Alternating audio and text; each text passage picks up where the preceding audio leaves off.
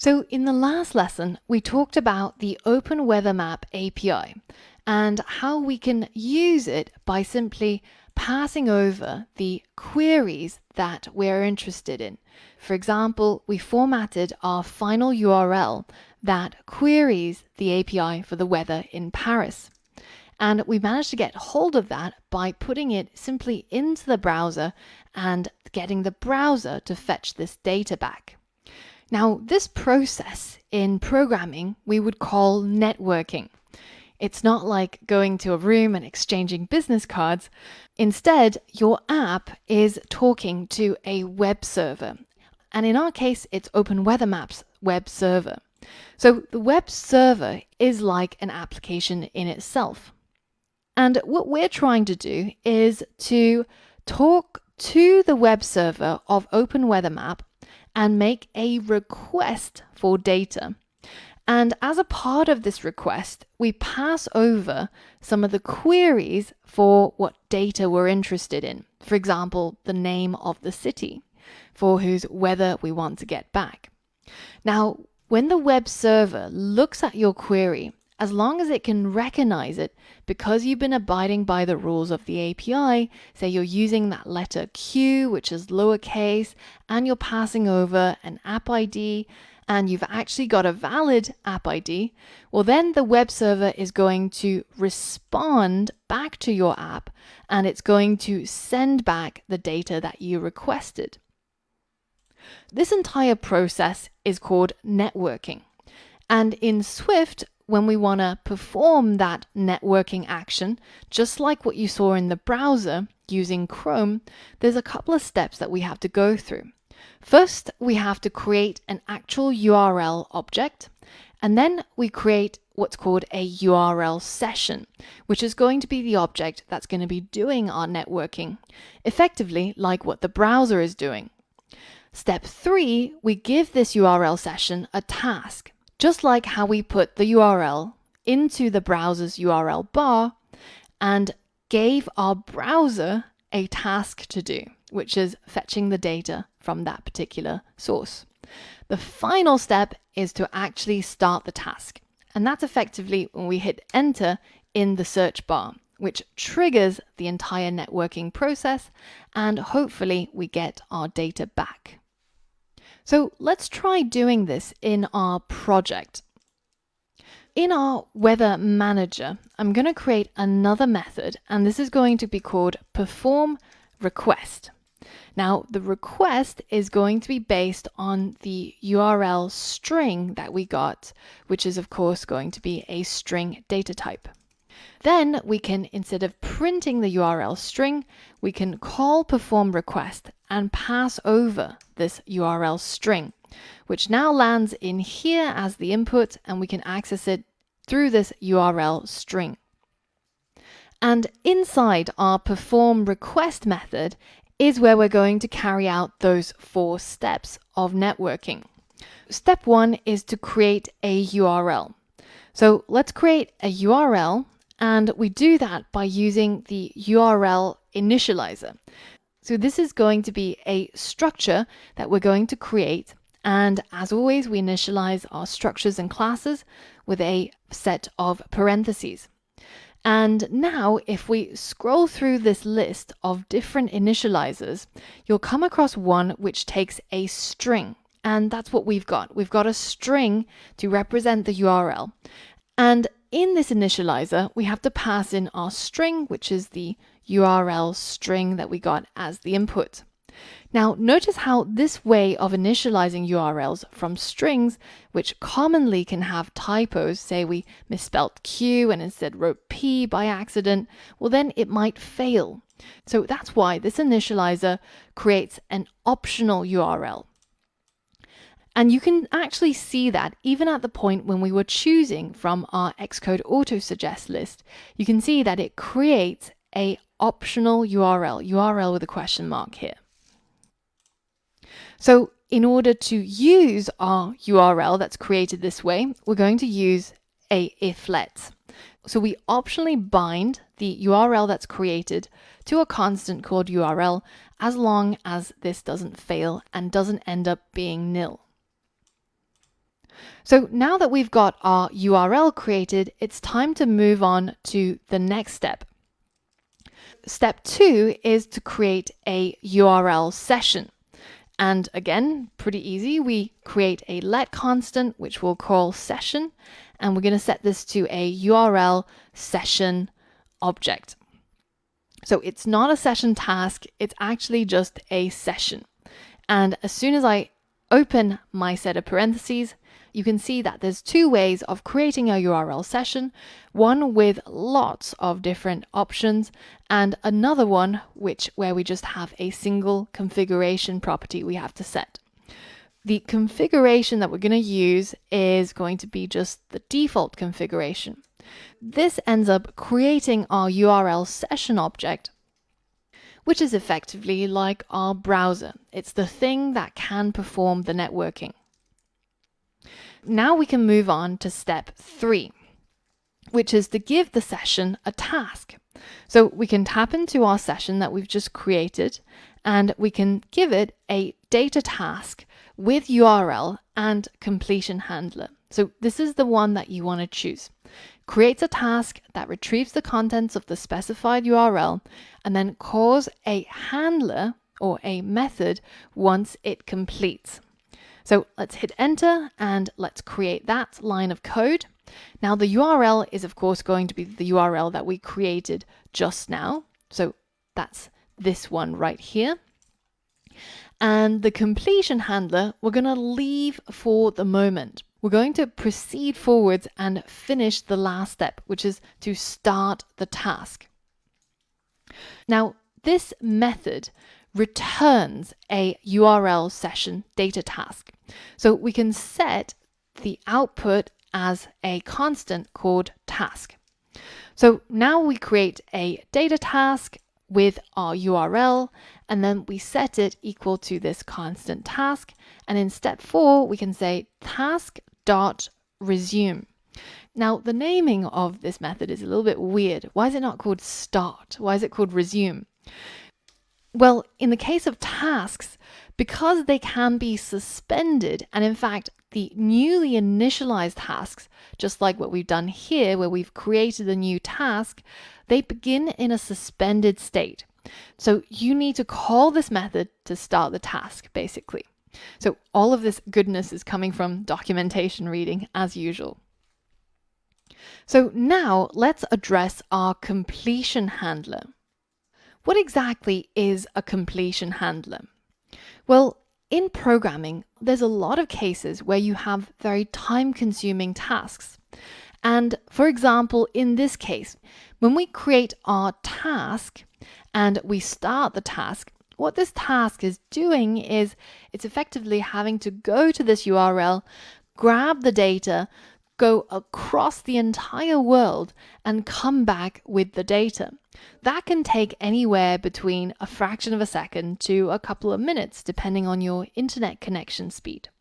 Therefore, we can't just wait for it, right? Our app needs to do other things. So instead, we have a completion handler, which even though it looks like an input parameter, it actually takes a function as the value.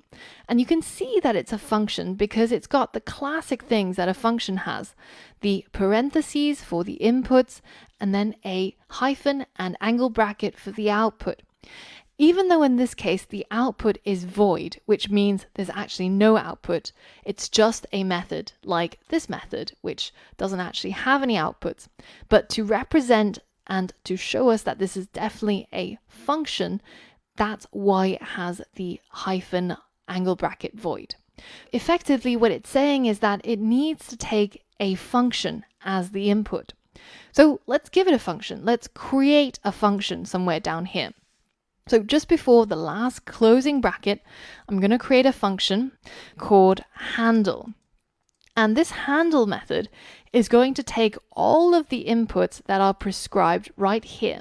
You can see there's the first input, which needs to be of data type optional data, then another one which is optional URL response, and then another one which is an optional error. A lot of optionals basically. So let's go ahead and add our data property, which is of type data optional. and then our response parameter, which is of data type URL response, optional, and finally our error, which is going to be of type error, optional. So here's our method. And if we wanted to signify that it's not going to return anything, then we can actually have the return void here as well. But this actually does nothing when we're just defining a method that doesn't return anything. We can also just actually not mention it. It does the same thing. Now that we've got our function defined, we can actually pass it in here. So as soon as I start writing handle, you can see that Xcode has recognized this as a method, and if I hit enter, it'll insert it in as the value of this completion handler input. And if I hit Command B to build and hit my app with a stick, then you can see that Xcode is completely happy with what I've done here, even though it looks a little bit weird. So let's break it down here. Effectively, what I'm doing is I'm passing in a call to the method handle, which I created here. And for each of these inputs, I'm actually not passing in any values. Instead, the completion handler is going to be triggered by the task. So when this session completes its networking and the task is complete, it is the one that will call the completion handler. And you can have a read of it by option clicking on the completion handler. And this handler, when it gets called, it's going to pass in those three things as long as it has them. An optional piece of data, an optional response, and an optional error. So effectively, we're leaving it to the task to trigger this method. But once it does, then we'll have access to the data, response, and error objects that it sends us. So now inside our handle method, we could, for example, check to see was there an error in this whole networking process. So if error does not equal nil, well, in that case, why don't we go ahead and print the error? And because it's an optional, it needs to be unwrapped if we want to use it. And in this case, because we've already checked that it's not nil, this will now be able to let us check for errors. Now, what we want to do if there was an error is we want to simply return. Now, notice how there's nothing after the return keyword. When I simply just add the word return, it means exit out of this function and don't continue, because the next step is we want to check what data we got back. So if there was an error, then I don't want to actually do anything else. It obviously failed, so proceeding forwards is probably going to create more problems for me. But if there were no errors, well, in that case, I'm going to create a iflet constant, which I'll call safe data, which is going to use optional binding to unwrap my data object that I got back. So if let safe data equals data, well, then I can take a look at this data.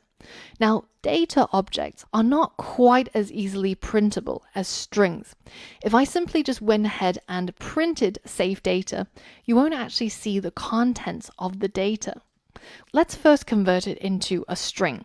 So we can say let data string equal the string data type, and we're going to initialize it using one of its initializers. And if we go down this list of all of these initializers, there's one of these that takes a data object as the input.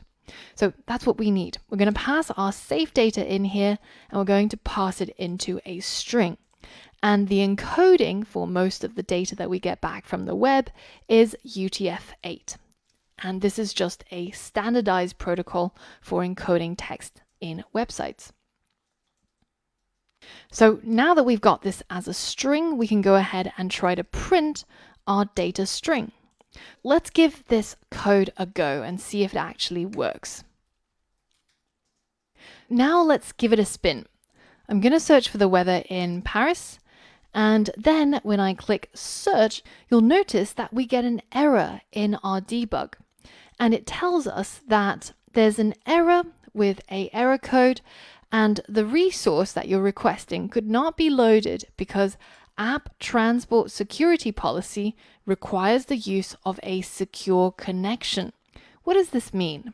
Well, notice how even back in the Chrome browser, when we were requesting the data from the Open Weather Map API, we were getting this warning from Chrome as well, saying, hey, this URL that you're trying to access is not secure.